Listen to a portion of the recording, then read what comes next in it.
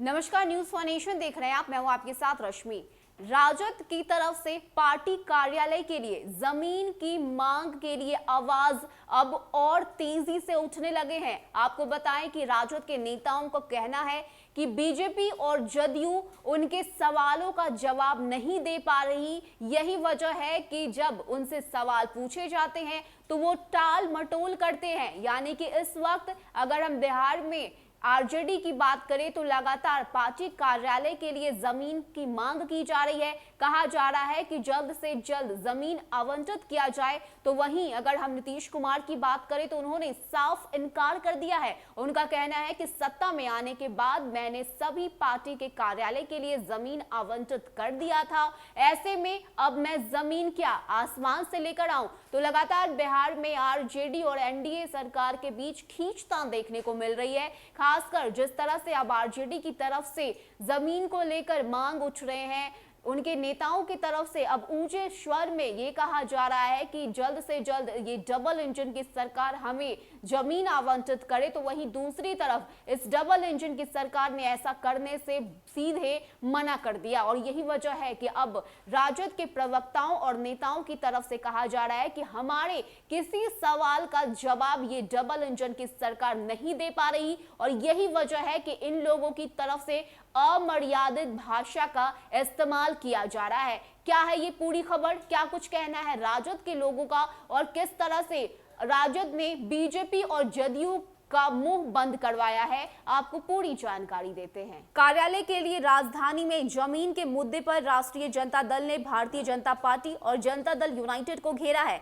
कहा है कि राजद के प्रदेश अध्यक्ष जगदानंद सिंह ने तथ्यों के साथ जो सवाल उठाए थे उसका जवाब भाजपा जदयू नेताओं के पास नहीं है। राजद के प्रदेश प्रवक्ता एजाज अहमद ने कहा कि सच को स्वीकार करने की जगह सत्तारूढ़ दल के नेता अमर्यादित भाषा का इस्तेमाल कर रहे हैं। इससे साबित होता है कि भाजपा जदयू ने कार्यालय बनाने में किस तरह सत्ता का दुरुपयोग किया है और गलत तरीके से अपने हित में जमीन का आवंटन किया है। राजद प्रवक्ता ने कहा कि बिहार में पुल पुलिया से लेकर अस्पताल बनाने तक बड़े घोटाले हुए हैं। इस कारण उद्घाटन के साथ ही पुल का डायवर्जन बह जाता है। अभी हाल में आईजीआईएमएस में कैंसर विभाग का भवन गिर गया। सत्तारूढ़ दलों के दूसरों पर उंगली उठाने से पहले अपने में झांक लेना चाहिए। एजाज ने कहा कि भाजपा और जदयू के नेता लालू और तेजस्वी फोबिया के शिकार हैं। इन लोगों की राजनीति बिना लालू प्रसाद यादव का नाम लिए पूरा नहीं हो सकती। बिहार में जिस तरह से 16 वर्षों के कार्यकाल में 65 से अधिक घोटाले हुए हैं, उसकी चर्चा करने से डबल इंजन के नेतागण बहुत घबराते हैं।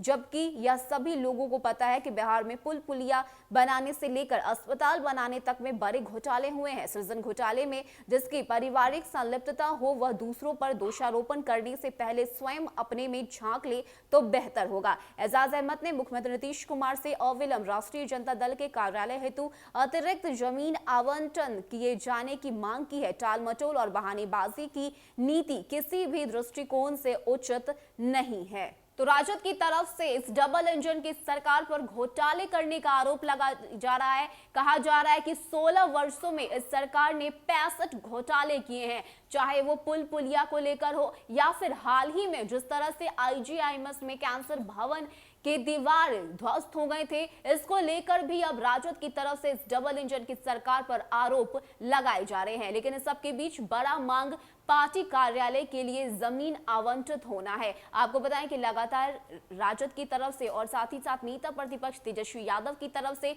नीतीश सरकार से इस बात की मांग की जा रही है कि बिहार में सबसे बड़ी पार्टी अगर कोई है तो वो है राष्ट्रीय जनता दल। ऐसे में राष्ट्रीय जनता दल के कार्यालय का भी विस्तार होना चाहिए। और यही वजह है कि लगातार एनडीए सरकार से इस बात की मांग हो रही है कि जल्द से जल्द बिना किसी बहानेबाजी और बिना किसी टाल मटोल के उन्हें पार्टी कार्यालय के लिए जमीन आवंटित होना चाहिए। ऐसे में अब देखना होगा कि इस डबल इंजन की सरकार से तरफ से क्या कुछ जवाब आता है, नीतीश कुमार की तरफ से क्या कुछ जवाब आता है। लेकिन अगर हम पहले के जवाब की बात करें तो नीतीश कुमार ने साफ इनकार कर दिया था। उनका कहना था कि वो जब सत्ता में आए तो उन्होंने हर पार्टी के लिए जमीन आवंटित करवाया और अब उनके पास जमीन नहीं है। ऐसे में वो जमीन के आसमान से लेकर आएंगे। तो कई तरह की बातें इस वक्त बिहार की राजनीति में उठ रही है। एक तरफ आरजेडी है तो दूसरी तरफ ये डबल इंजन की सरकार। लेकिन इस सब के बीच देखना होगा कि जिस तरह से आरजेडी अपने मांग को लेकर लगातार एनडीए सरकार पर हमलावर हो रही है, उनके ऊंचे स्वर देखने को मिल रहे हैं। ऐसे में इस एनडीए सरकार की तरफ से क्या कुछ फैसला लिया जाता है और जो मांग आरजेडी की तरफ से की जा रही है वो पूरी होती है या नहीं। फिलहाल के लिए इतना ही। ज्यादा अपडेट के लिए आप बने रहिए न्यूज़ 1 नेशन के साथ। नमस्कार।